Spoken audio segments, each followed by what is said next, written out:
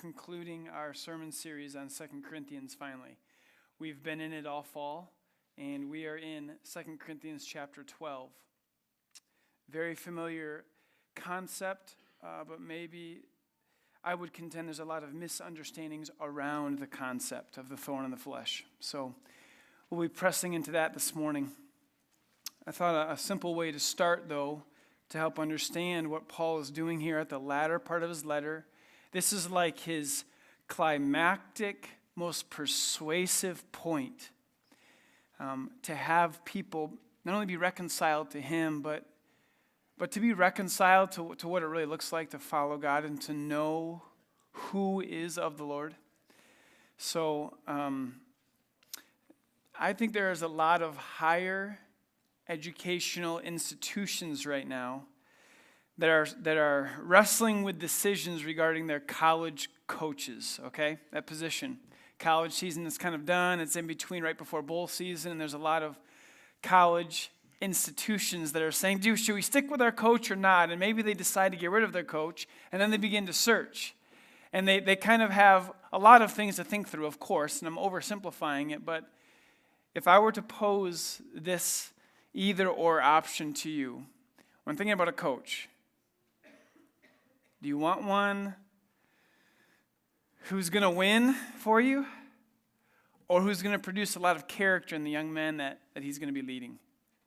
Like, and it's either or, right? It's either or. What would you say? Do you want winning, or do you want character? What would you say? And what's the right answer? The right answer is both, right? It's both. It's always both. But I think there's a lot of institutions that are choosing the winning option, right? A lot of institutions that are choosing the winning option. Because they really think that if they choose the character one, it doesn't guarantee winning. So what about this? Growing up, my dad always impressed this on me. When there's a job to be done, the options are, do you want it done fast or do you want it done well? Which one? Do you want the job done fast and quick, or do you want it done well and right? This one maybe isn't quite as easy, but the answer is the same, right? It's both. It's both. We want it done fast and done well, right? But if you were going to pick one, which one would you pick? Which one would you pick to get the job done? We are treated with an either-or option in these 10 verses. We're only covering 10 verses this morning. It's nice. It's a little bit of relief. 10 verses, the first 10 verses of chapter 12 in 2 Corinthians propose to us two options. What do you want in your life, especially in regards to understanding God and to be a follower of His? Do you want unique, God-given, supernatural visions and revelations? Those like incredibly powerful experiences where you are in touch with God Almighty and you kind of glean something supernatural. Do you want that? Or do you want affliction? Some kind of sickness? Some kind of deep, deep weakness? See, this isn't really an option much, is it? Right? I mean, the text proposes it the way I just presented it. And there isn't much of an option here. You're seriously asking, do you want visions from God or do you want afflictions? What do you mean? What do you think we want? We want visions. And then Paul is really posing it in this line of thinking, right? What should be used to better determine one's spiritual authority, maturity, vitality? What should be used to better determine if one is spiritually authoritative and mature and if they're alive, vitally alive spiritually? What should be used to determine it? Visions or afflictions? Visions from God or afflictions? Those are the two options. Look at the text with me and you'll see how both of these are represented. Visions in verses 1 through 6 and then afflictions in verses really 6 through 10. And we'll see what Paul kind of comes up with. He says this in verse 1. I must go on boasting. Remember, Paul is in the vein of boasting. Rhetorically, he's boasting. He doesn't want to boast. There's nothing good that comes from boasting, but he's being forced to do it, as the verse articulates. Though there is nothing to be gained by it, he says this, I will go on to visions and revelations of the Lord. Why? Well, the people who were leading some of the Corinthian believers away, the super apostles, named and dubbed by Paul, apparently they were having some visions and revelations, and they were boasting of them. And that's why the Corinthians were following them. You've done that too, right? You've attributed spiritual authority to someone who has seen something from God, claimed to have this really meaningful experience from God. You automatically just tend to go, wow. That you just default and you give them authority. You assume they're spiritually vital and mature. Paul's like, all right, you want to play that game? If that's how they're persuading you to follow them, and then he goes in like this. Verse 2, I know a man in Christ who 14 years ago was caught up to the third heaven. Whether in the body or out of the body, I do not know. God knows. Verse 3, and I know that this man was caught up into paradise. Whether in the body or out of the body, I do not know. God knows. And he heard things that cannot be told, which man may not utter. And it leads everyone reading this to say, who is this man? The third heaven? He's heard things that no man could say because God either forbid him, you can't say it, or just they're too lofty. Who you kind of go, yeah, I want to know who that guy is, right? Continues on in verse 4. Verse 5, on behalf of this man, Paul says, I will boast. But on my own behalf, I will not boast, except of my weaknesses. Verse 5 does something really unique. Paul boasts of this man, this unknown man, but then that second tag, but on my own behalf. Who is this man? It's Paul. Paul was speaking third person of just, I know a man in Christ, decade and a half ago had this experience. And then he's like, oh yeah, by the way, it was me. And then he said this, right? And by the way, I'm not boasting of that experience. He keeps reading. Verse 6, though if I should wish to boast, I would not be a fool, for I'd be speaking the truth. He's like, I could boast about it. It really happened. And then here's the big shift in the middle of verse 6. But I refrain from it. But I refrain from it. What a gift from God. And what a great thing for us to hear. The willingness of someone who saw something incredible, experienced something incredible, not lean on that to manipulate people to see them more important than what they really are. Paul is proactively refraining from boasting of something that really happened. Really that good had happened to him. And what does he do? He refrains. He does not divulge this experience purposefully. I'll continue reading verse 6, then we'll go through verse 10. But I refrained from it, so that no one may think more of me than he sees in me or hears from me. So, to keep me from being conceited, apparently because he had these great revelations, right? Because of the surpassing greatness of the revelations, he says, a thorn was given me in the flesh. He calls this thorn a messenger of Satan to harass me, to keep me from becoming conceited or full of pride. Verse 8 reads, 3 times I pleaded with the Lord about this, that it should leave me. But he said to me, my grace is sufficient for you, for my power is made perfect in weakness. Therefore I will boast all the more gladly of my weaknesses, so that the power of Christ may rest upon me. For the sake of Christ, then, I am content, or I delight in weaknesses, insults, hardships, persecutions, and calamities. For when I am weak, then I am strong. Paul pretty forcibly puts out there that afflictions is actually what we should want in our life. And afflictions, certain kind of afflictions, are what we should use to determine if one has spiritual authority, if one is spiritually mature, and if one is spiritually vital. And that is so backwards, isn't it? Like, it's even me just saying that's hard to wrap your mind around it. It doesn't sound right. And Paul is very purposeful in making it sound not right in order to make it seem right for us.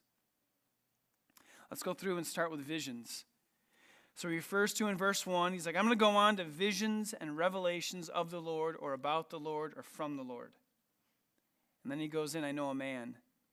And he shares this experience of 14 years ago himself, Paul.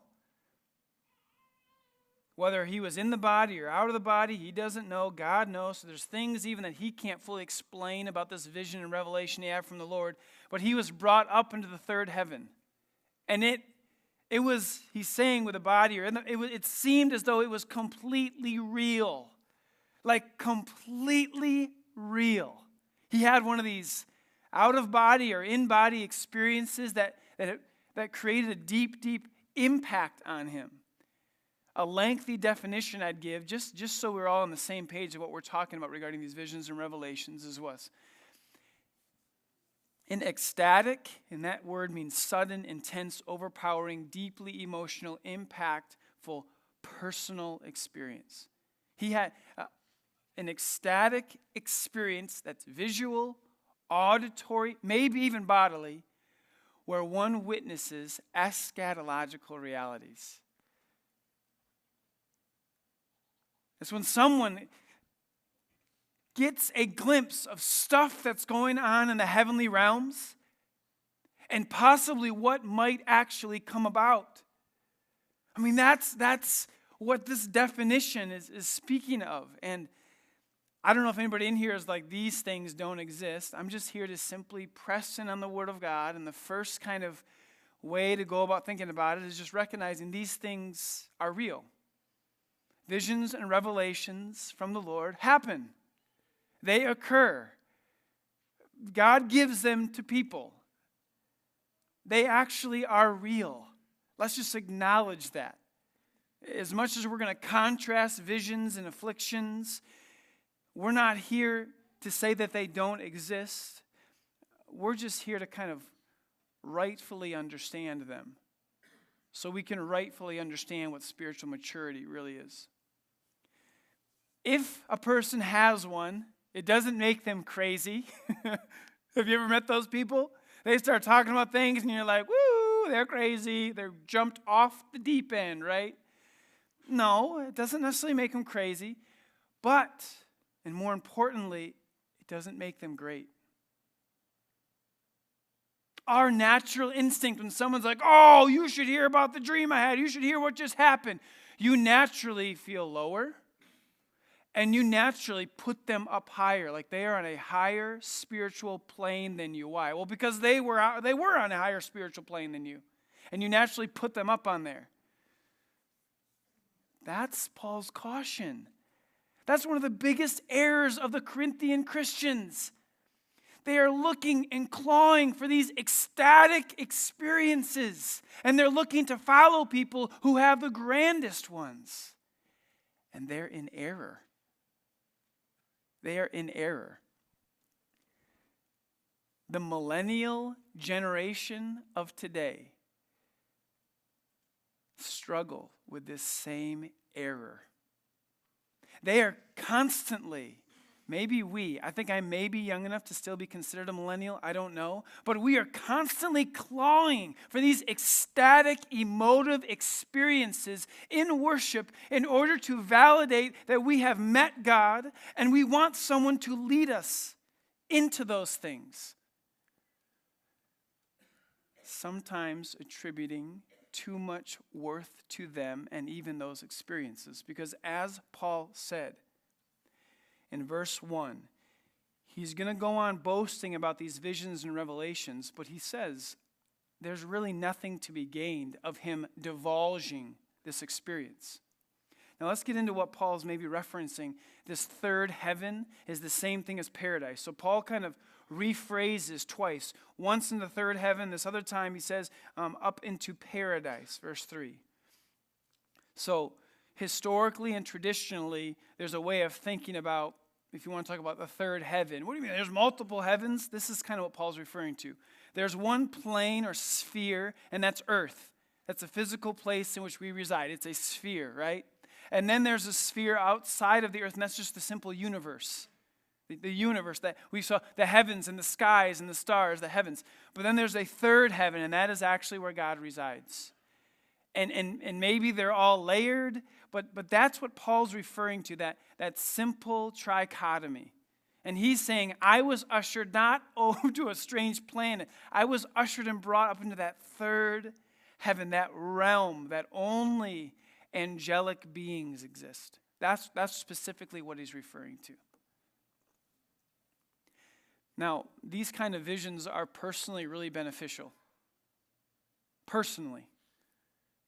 If you ever had an experience that you found yourself completely enraptured, sensing that the Lord is near, sensing that the Lord is close, and you've had that heightened sense of he's close, and you experienced that protruding comfort and peace, then you know how encouraging those things are. In 1 Corinthians 6 and 14, Paul refers to things that are, while personally beneficial, not always beneficial for everyone to hear about. One example he brings up is speaking in tongues and prophecy. He brings up the sense of speaking in tongues is really special for the one who experiences it, but without an interpreter, it's not beneficial for everyone. Paul kind of throws visions and revelations in the same category. They're really meaningful, deeply impactful for the person who has the visions and revelations. But when you begin to divulge or just share without discretion that experience, it doesn't have much beneficial impact on others. Certainly when we testify to the grace of God forgiving us of our sins, when we testify to the certainty of being forgiven, that's called a testimony, that's called a witness to Christ. That is beneficial for everyone to hear. It's called a proclamation of the gospel. But a proclamation of a unique special vision and revelation that cannot be attributed or matched out or authorized, validated, that has to be shared with some discretion, Paul is saying. But it is deeply beneficial and has to be shared with discretion. If it is shared without discretion, you saw this, beginning of verse 6, we'll go here. He speaks in the latter part of verse 6. He refrains so that no one will think more of him than they see in him or hear from him. I'll say this. When people share without discretion some uniquely personal kind of maybe emotive, ecstatic, spiritual experience, if they share that without discretion, it tends to confuse godliness. I already referenced that. It also tends to distort our view of others. We naturally have a tendency to just prop people up if they have an ecstatic experience. It's kind of like after Christmas when the kids go back to school and the third and fourth graders are like, what'd you get for Christmas? What'd you get for Christmas? What'd you get for Christmas? And the kids start retelling the gifts that they got. Of course, you're telling the best gift that you got, right? And it's just on down the line to where the last kid steps in and says, oh, I can beat all the gifts you got. I got this gift. And everyone's like, oh, wow. They got the best gift. That means they're the best. They're like the new chief of our little friend group now. Why? Because their parents got them this, and so they're the best now. We naturally show no discernment when we attribute great spiritual authority and maturity and vitality to people who have and just share at will these experiences, seemingly trumping anything what anybody else says. Certainly trumping doctrine. The value of doctrine is just reduced then to just head knowledge stuff. Give me the stuff that I can feel and taste.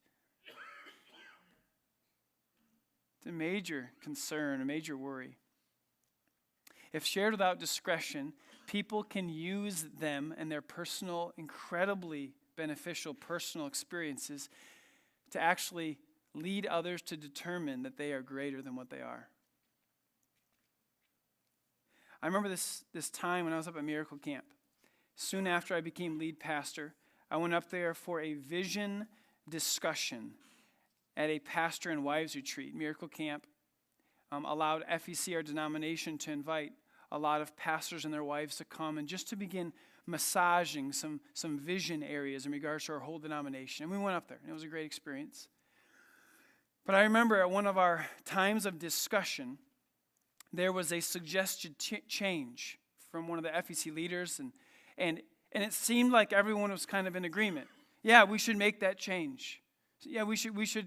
It makes sense, and we heard it, and we spent time praying about it while we were there for that weekend, and it seems like we're going to go in that direction. And just before it went to a vote, I remember someone raising their hand and speaking up. And this person began to speak. And when they began to speak, they began to cry. And they began to have big, dramatic pauses. And they began speaking about how the change is different than what it has been. And they just began to really share how the Lord, they just feel the Lord is leading them, and they sense the Lord is going that way. And you could see many, many people all of a sudden becoming handcuffed and shackled to, well, our reasoning certainly goes out the window now. You know what happens in those kind of meetings, right? When someone cries because they're just so torn about something, they win. That's what we do. Okay, you win. You start crying, you're out. That's why it's great to cry when a policeman is giving you a ticket. That's your best shot to getting out of it. Okay, I give. You're done, right? You win. In those meetings where there's some contention, usually people start to cry, and all of a sudden you're like, ooh, I don't want to make people cry. Oh gosh, and you just start reevaluating everything. And the whole room started to move away from the change again. And I was sitting here going, wow, I'm unsettled about this though. I have so much empathy and compassion for the person who's struggling, but I just feel something's not quite right. And an older gentleman, a lot of wisdom, spoke up so gently and just kind of said, really respect you to the person who was crying and empathize with you. This is going to be an adjustment. However, there are other ways to process this other than just our feelings and our emotions. So we need to get back on track. We heard you out and we love you, but we're going to keep thinking about this and keep talking in a way where all of us can participate, because your emotions intimidate a lot of people from countering you. And he did it with such grace that we were able to move on, and that person felt loved, and we moved on. But it was my first real tangible experience of, these things truly can confuse and distort and be used in error. Can be used in error. I fear how many Christian leaders are leaning on some personal experiences to manipulate the masses, to follow them, and to attribute to them authority, maturity, spiritual vitality. So Paul doesn't. He shifts gears, right? Paul uses discretion in divulging that ecstatic experience of his to purposefully equal the playing field and dynamically set up something that has more value in determining things like this. He establishes gospel grounds of evaluation for who or what types of ministries we should follow. And he uses affliction as his best example. Of all the things to counter these powerful visions with, what does he do? Affliction. can see there in verse 7 and 8. It references a thorn in his flesh, a messenger from Satan that has been harassing him. So when I use the word affliction, I call it maybe a divine sickness, if you will. I have to bring some definition to this because this isn't every affliction. You can't say that every difficulty or weakness you have is just a thorn in the flesh. The Lord gave it to me, and just absolve yourself from any real responsibility of actually maybe having to work and address some of those areas, right? This is not one of just, anything I got that's weak.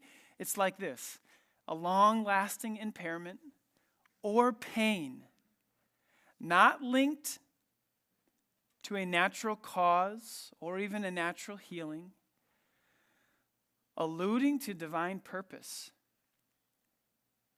that deeply hinders daily functioning and mental processing. I know that's a lengthy definition, but it's a purposeful one too. And we get more of that definition from the verses as they unpack. Paul has had this for what? Decade and a half. Where did it come from? Nothing natural. He doesn't say, I stumbled here and hit my knee and then I've had a long-lasting knee problem. Nope, it's like it alludes to some other way that he incurred it, that he got it. How did he discern that the Lord gave it to him specifically? I don't know, but I know he didn't know it initially. He came to realize it, right? And it bothers him.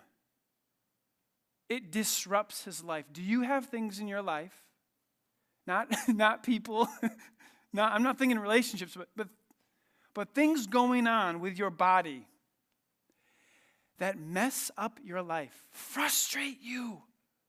You can't do anything without it bothering you. That's somewhat in the realm in which we're talking. Some of those things, and you can't just say, I'm going to chalk it up to old age. It isn't just old. It's something unique and special where you're like, man, why do I have this? Do you have anything in your life that maybe you've prayed for it to go away and the Lord hasn't removed it? So Paul has an affliction, and we're going to see, that stems to correct his pride, and it has remained there from an unanswered prayer. This is the stuff of spiritual maturity, he's saying. How backward is this? How odd is this? How refreshing is this? And we're going to see how righteous is this? How godly is this? A couple just start with a few descriptions. They seriously annoy people when you have them. We know affliction in general, but these kind of afflictions, they seriously annoy them. And I put the word seriously in there because the Greek word, when it talks about harass, messenger of Satan to harass me or torment me, there's a seriousness to this. There's a seriousness to where it says Paul pleaded with the Lord 3 times. He's saying, Lord, these are really hindering my ability to carry out my mission, to carry out my life calling. That's how serious these things are. Do you have anything that's hindering you from carrying out your life mission or calling, things that you think God's calling you to do? That's the realm and the depth of these kind of things we're talking about. I think about how the smallest of splinters in the right spot severely alters life, doesn't it? I mean, the simple cliche of, there's a burr in the saddle. A burr? A burr can seriously alter the behavior of a powerful horse? Yes. That's the idea of thorn in the right spot. It alters things. They seriously bring discomfort. There's been a lot of theories on maybe what specifically this thorn in the flesh that Paul refers to really is. There's probably nothing 100% conclusive, but I'll give you 3 of the main branches of interpretation. What specifically is Paul referring to? So the first one is Tertullian. This is in the 2nd century. He kind of deduced from a passage in Galatians where Paul refers to kind of an eye ailment. He's kind of saying it has to do with Paul's mind, his ability to mentally process and handle stress and carry on. That's where Tertullian kind of landed. And I would say that is probably the main vein of interpretation, what of this thorn in the flesh. Chrysostom, he thought that it referred to Paul's opponents, like the super apostles, or in Philippians 4, the coppersmith Alexander, which brought great harm to Paul.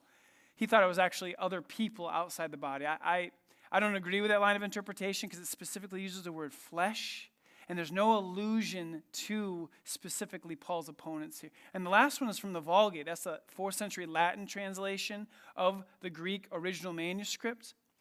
And there's a way in which the Latin misinterpreted the Greek to say sting of flesh that led the Catholic Church to think that Paul had a long-standing bout with lust, sexual temptation. But in the 16th century, Luther and Calvin just smashed this line of thought and showed there's a mistranslation. It is not regarding lust. So, I mean, that's way down the list. But so A there, that's kind of in the realm. So you think migraines? Some of you get migraines, and you're like, what? I don't know. There are birth defects. There's a hard funeral yesterday for a young boy who had heart troubles his whole life, not linked to anything. You know, it's those kind of the vein of things where you go, I don't understand where this came from and why it's persisting. Some of those things just result from living in a broken, fallen world. But Paul is providing another category for us, alluding to some of those things might be these kind of afflictions. And as we're going to see, they allude to the severity of our sin. Who or where did this thorn in the flesh come from? Verse 7 has a strong allusion to God. God brought it, gave it, struck Paul with it. For a very purposeful reason, to keep him from becoming prideful.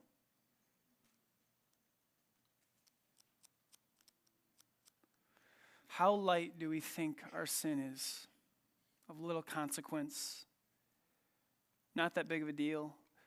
But in this text, we have a God who cares so deeply about our sin and how it separates us from him, that in his grace and goodness, if we are suffering from a particular sin, he will give us something else to suffer from to squelch that sin,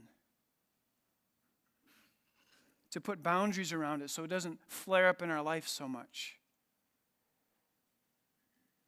And God will employ satanic type of pests like afflictions and pain to squelch sin in our life and to allow the Spirit to reign.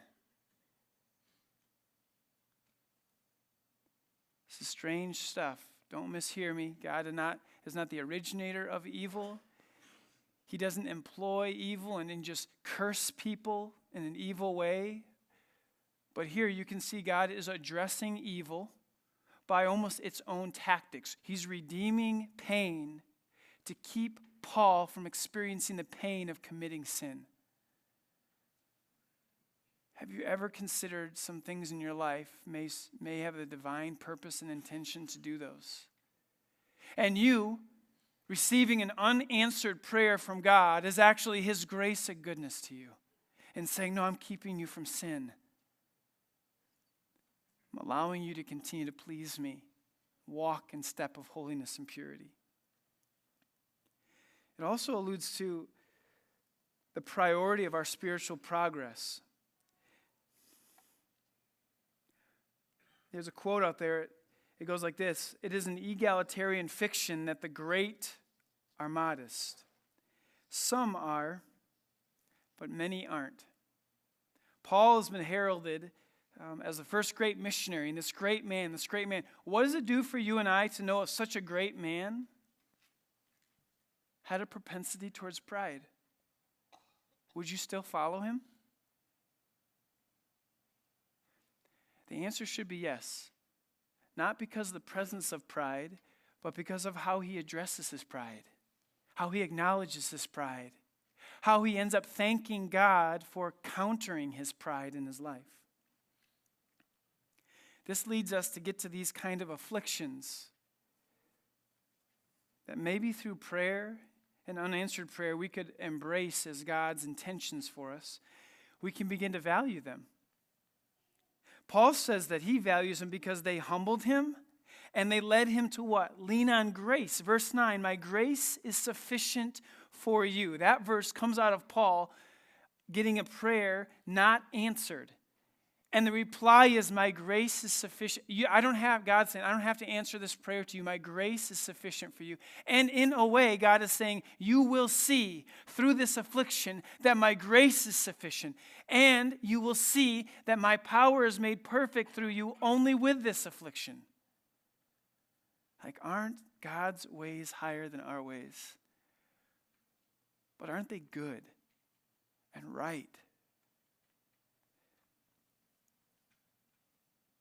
I have a few quotes here that I think will help throw you into maybe more deep thought. This is Charles Spurgeon. He's become my dead mentor. I love him. He's called the Prince of Preachers.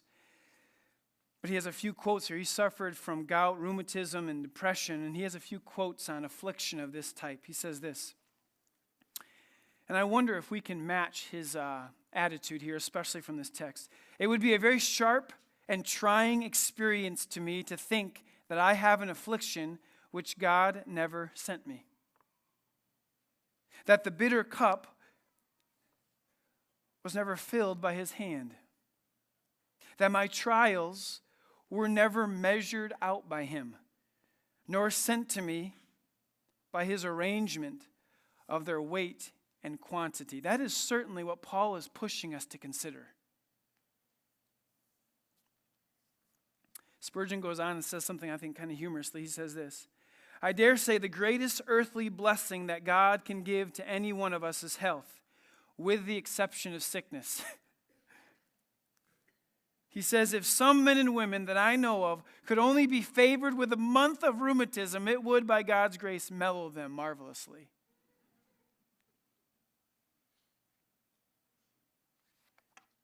He says this, I am afraid that all the grace that I have got of my comfortable, easy times, happy hours might lie on a penny. But the good that I have received from my sorrows and pains and griefs is altogether incalculable.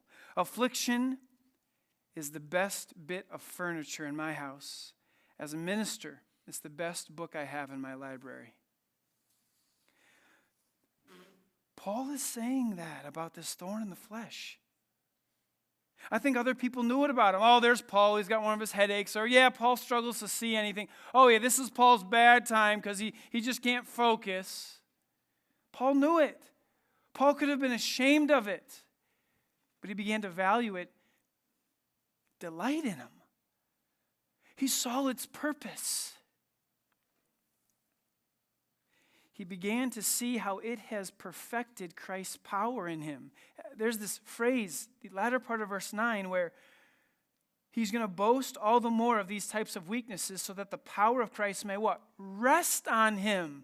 I thought visions is where the power of God rested and came through people. Paul's saying, no, when I am afflicted and I am in desperate need of God's grace daily, that's where I experience the power of Christ resting on me.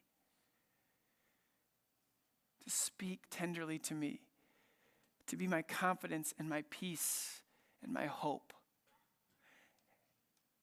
And if you've been following at all, this is what I want in my life, right there. And those are the type of people I want to follow, who daily experience the very mercy and grace of Jesus Christ. Now notice here, Paul isn't boasting of his sin of pride. He's boasting that God has graciously stricken him with a kind of affliction to squelch that sin so Paul experiences the power of Christ, meaning his grace, so readily. Whenever he has a headache, whenever he struggles, strains to see things, whenever he can't focus to write, he experiences the presence of grace. And Jesus says, Paul, I know you think you have a mission in this life, but I'm here to say, my grace will make sure you sufficiently carry it out, not your own power. I want to follow people like that.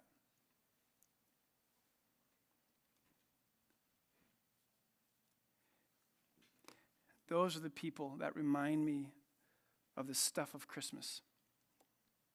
Next week, we're going to dive into a sermon series called Emmanuel's Inheritance.